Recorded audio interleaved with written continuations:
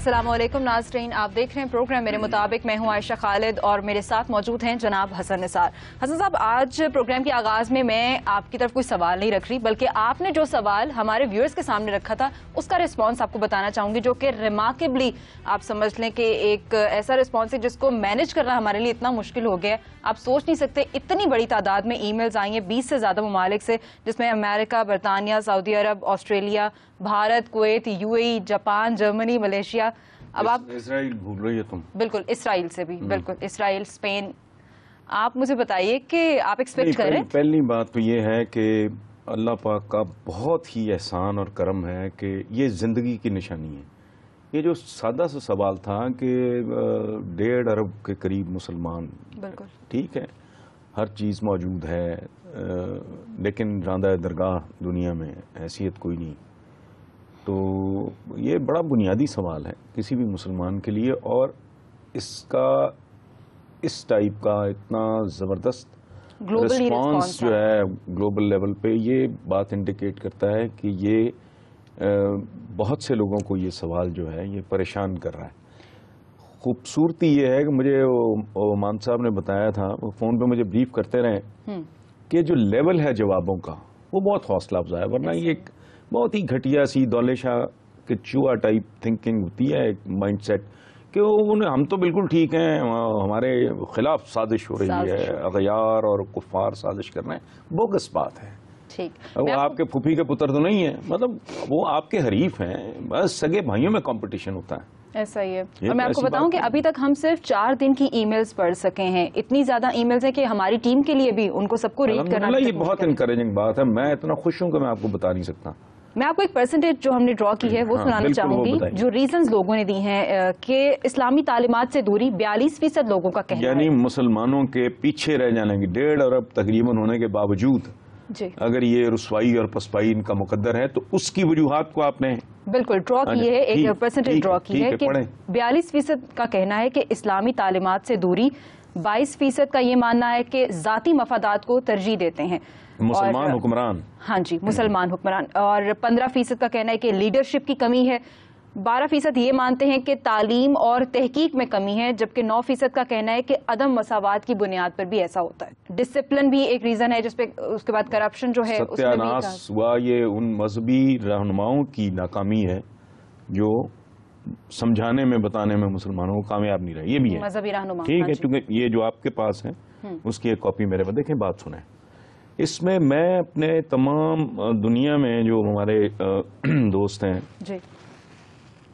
بہن بھائی ہیں، ہمارے ساتھی ہیں، ان کی خدمت میں ایک بات عرض کرنا چاہ رہا ہوں. وہ یہ ہے کہ بنیادی طور پہ یہ جو 5، 6، 7 قسم کے ہیں جواب کہ یہ وجہ ہے، یہ وجہ ہے، یہ وجہ ہے، وجہ ایک ہی ہے، وہ ہے اسلامی تعلیمات سے دوری. میں اس کو ڈائسیکٹ کروں گا، ابھی میں تھوڑا ایکسپلین کروں گا اسے.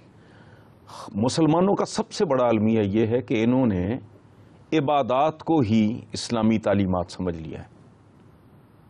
مثلا نماز کے بارے میں جو جید علماء ہیں ان کا کہنا یہ ہے کہ نماز اصل میں مسجد کے باہر شروع ہوتی ہے.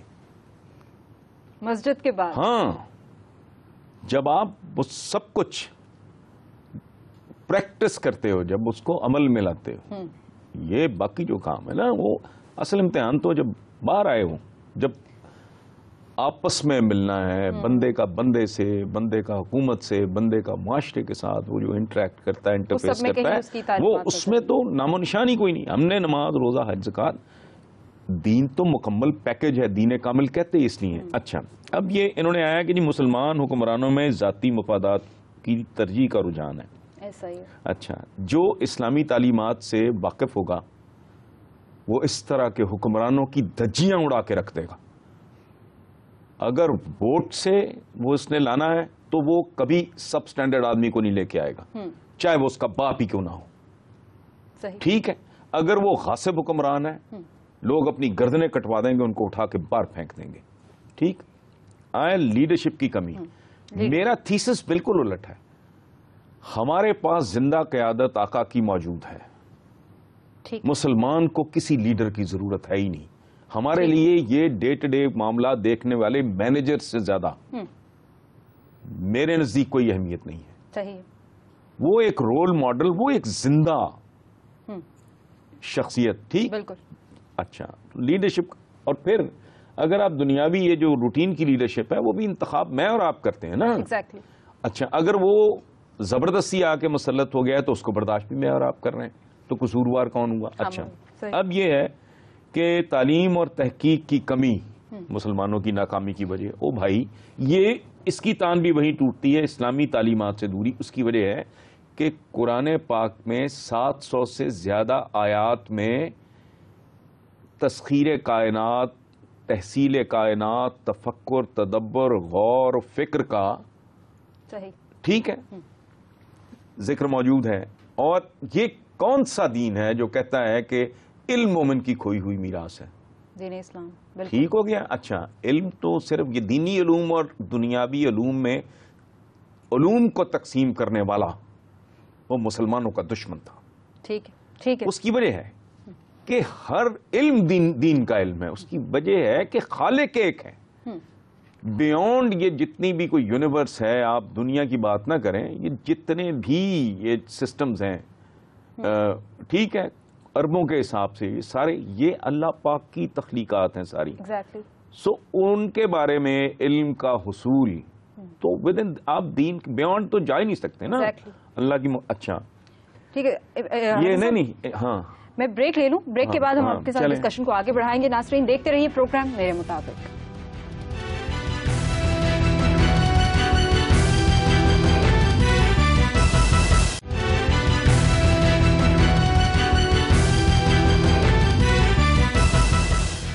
بریک سے واپسی پہ ایک بار پھر سے ڈسکشن کو آگے بڑھاتے ہوئے جی حسن صاحب کہیے گا. اچھا، ایک بات اور میں آپ کو عرض کروں. ہاں، پھر یہ آیا ادب، مساوات، ڈسپلن. او بھائی، نماز بڑا زبردست پیکج ہے جن میں ایک چیز ہے کانسنٹریشن. میں پہلے بھی کہہ چکا ہوں، ذہن کا بڑھانا، صفائی، پاکیزگی، ڈسپلن، صفیں سیدھی، معاملات ٹیڑے، نیتیں ٹیڑھی، پرفارمنس ٹیڑھی، صفیں سیدھی. وہ صفیں سیدھی ایک سمبولک بات ہے. اچھا، کندھے سے کندھا، میں آپ کو کافر کہہ رہا ہوں، آپ مجھے کافر کہہ رہی ہیں، تو وہ جو کندھے سے کندھا ملا کے کھڑے ہوتے ہیں نا، وہ بردرہڈ ہے، جسے اخوت کہتے ہیں نا، کہ ایک ہاں، کہ جو ایک مسلمان کہتے ہیں کہ جیسے ایک عضو کو کوئی تکلیف پہنچے تو پورا جسم درد میں مبتلا ہوتا ہے. یہ ہے آپس میں اچھا تعلق. پھر ایک اور بات کہ انہوں نے بنا دیا دین کو ثواب. یہ انقلاب کی کتاب ہے، اور یہ بات بہت درست ہے کہ مذہبی رہنماؤں کی یہ مکمل ناکامی ہے کہ وہ دین کمیونیکیٹ کر ہی نہیں سکے، وہ بتا ہی نہیں سکے. ورنہ میں جنرلی یہ سمجھتا ہوں کہ اگر 1 ارب 40 کروڑ یا 1.5 ارب مسلمانوں میں سے اگر صرف 5 کروڑ بھی جنون ناپ تول کے بندہ ہر کسوٹی پہ پرکھ کے کہے ہاں یہ مسلمان ہے، تو قیامت ہے، وہی کافی ہے. ٹھیک ہے. 1.5 ارب تو بہت بڑا نمبر ہے. ٹھیک ہے صاحب، ان جوابات کو جو ہمیں موصول ہو رہے ہیں ہم آگے بھی چل کے ڈسکس کریں گے، اور ٹکر بھی اس وقت چل رہے ہیں تمام تر جوابات کے. اگلے ٹاپک کی طرف آتے ہیں. آپ نے ٹیگ فورس کا ذکر کیا پروگرام میں اور آپ نے کالم بھی لکھا، اس حوالے سے رسپانس بھی آیا ہے پی ٹی آئی ورکرز کا اور سپورٹرز کا. وہ کہتے ہیں کہ بہرحال فنڈز کا آڈٹ تو ہوتا ہے. بھئی وہ یہ جو ٹیگ فورس بنی ہے پی ٹی آئی میں، یہ اسی آڈٹ کو تو چیلنج کر رہی ہے کہ یہ جینون نہیں ہے، یہ گھپلا ہے. انہوں نے مجھے تفصیلات نہیں یاد، چونکہ میرا رول ہے ایک آپ یوں سمجھ لو جیسے پوسٹ آفس ڈاکیے کا.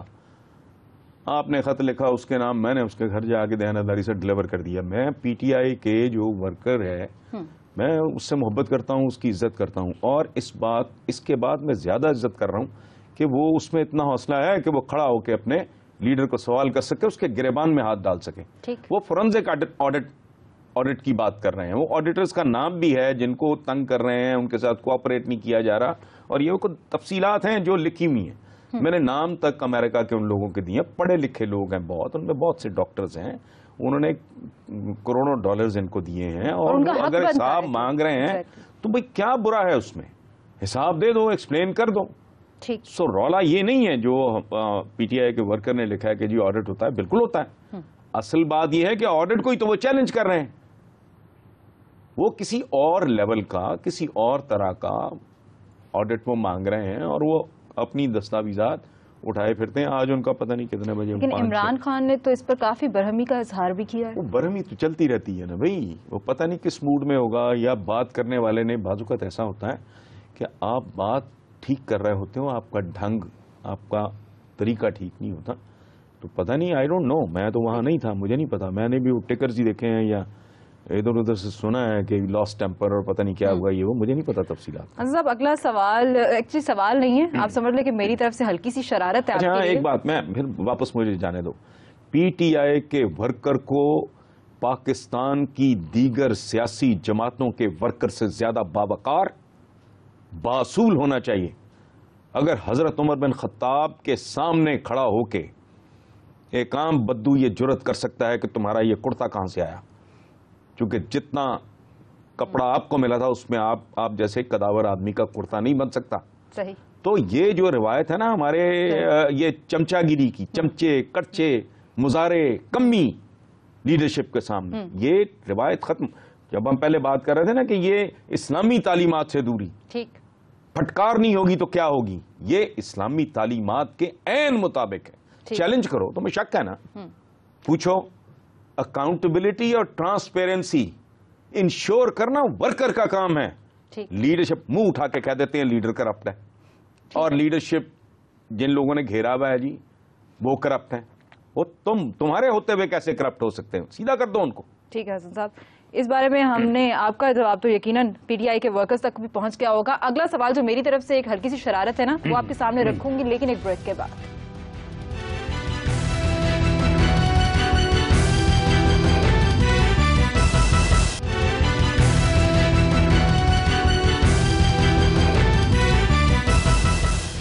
بریک سے واپسی پہ حسن صاحب بتائیے گا, تعالحق قاسمی صاحب نے ذکر کیا آپ کی اور دیگر صحافی جو سینئر صحافیوں سمیت میاں نواز شریف سے جو ملاقات ہوئی ہے, بتائیے گا کیسی رہی ملاقات آپ کے ساتھ؟ پہلی بات یہ, مجھے سینئر کے لفظ سے اتنی چیڑ ہے بھائی, اگر آپ جوانی میں نہیں مر گئے تو سینئر پڑے پڑے بندہ سینئر ہو جاتا ہے. یہ سینئر تجزیہ کا اس لانڈے لپاٹے کی عمر ہی نہیں ہوتی اتنی, تو سینئر فلانا سینئر وینئر نہیں, ہم لقمہ اجل نہیں بنے ٹائم پہ, ذرا تھوڑا لٹک گئے تو سینئر ہو گئے. اچھا ملاقات اچھی تھی. میرا چونکہ عطا کے ساتھ تعلق اس طرح کا ہے, انویٹیشن چونکہ ان کی طرف سے تھی تو اچھی تھی. موسٹلی گفتگو چونکہ آف دا ریکارڈ تھی, ظاہر ہے میں تو باتوں کا حوالہ تو نہیں دے سکتا, لیکن پھر بھی کوئی تو بات نہیں, کوئی ایسی بات نہیں. نواز شریف صاحب نے آپ سے کوئی بات نہیں, وہ تو بالکل ایک لائٹ موڈ میں متوجہ نہیں تھا, سچی بات ہے, میرا دھیان کہیں اور تھا. تو انہوں نے کہا کہ شرارتاً, وہ خوبصورت لگا مجھے جیسچر ان کا, حالانکہ جو میں جتنا سختی سے لکھتا ہوں یا بولتا ہوں اس کے بعد اتنا خوشگوار ہونا میں خوبصورت بات لگی. تو انہوں نے بات کی, میں نے سنی نہیں. مجھے لوگوں نے کہا کہ میاں صاحب آپ سے بات کریں, میں نے کہا ہاں جی مجھ سے آپ بات کر رہے ہیں. ہاں, تو مجھے کہتے ہیں کہ آپ ٹی وی پہ اور کالموں میں تو ہماری بڑی رہنمائی, شرارتاً رہنمائی ہیں, تھوڑا سا طنز تھوڑی شرارت کرتے رہتے ہیں, تو یہاں بھی کچھ. تو میں نے کہا یہاں بہت پڑھے لکھے لوگ بیٹھے ہیں, میں ان کو سننا چاہوں گا بجائے اس کے. انہوں نے شرارتاً کہا تو آپ نے شرارتاً, میں شرارتاً لگا تھا کہنے کہ میاں صاحب جیسی آپ کی حرکتیں ہیں, آپ کو اگر انگلینڈ کا وزیر اعظم بھی بنا دیں نا تو آپ وہاں بھی ماشاء اللہ لگوا دیں گے. ابھی چھوڑیں اب مشرف وغیرہ کو, سلسلہ ختم کریں, آگے چلیں. بہت ان کا تو بہت زیادہ کاموں کا بوجھ ہے, بہت بڑے بڑے چیلنجز ہیں. بے شک بے شک بے شک. مطلب ناکام اور کامیاب اور کہہ لیجیے کہ شکست خوردہ اور فاتح میں کیا فرق ہوتا ہے, کیا ہے؟ دیکھو وہی جو امیر تیمور اور یلدرم میں تھا, بہت اوور سینسٹیو ہوتا ہے, جو مفتوح ہوتا ہے. Yildirim when he was defeated, اس نے زندگی میں شکست نہیں کھائی تھی. امیر تیمور نے وہاں جا کے اس کو شکست دی, اور جب وہ اس کے سامنے آیا تو امیر تیمور مسکرایا, تو اس نے اس کو نا ڈانٹ دیا مفتوح نے.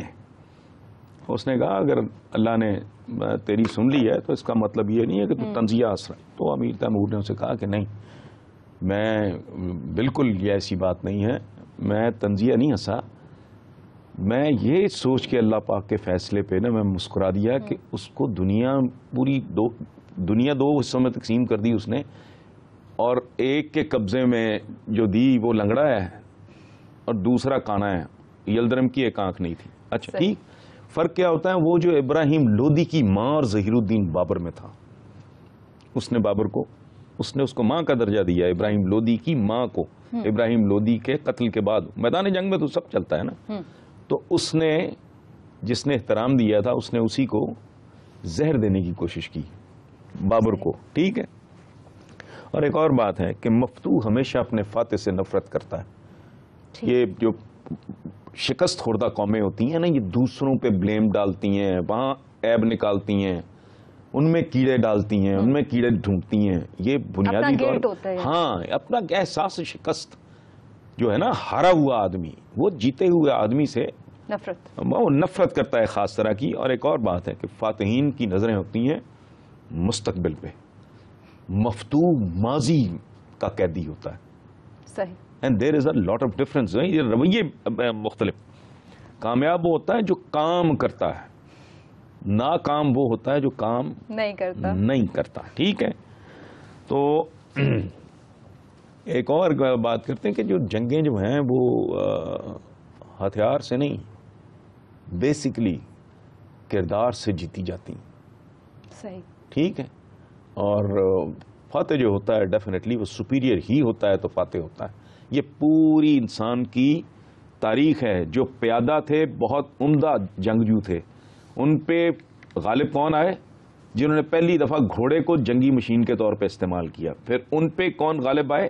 جنہوں نے گھوڑے کی منووربلٹی میں اضافہ کر لیا لگام ڈال کے اور کاٹھی ڈال کے. صحیح صحیح.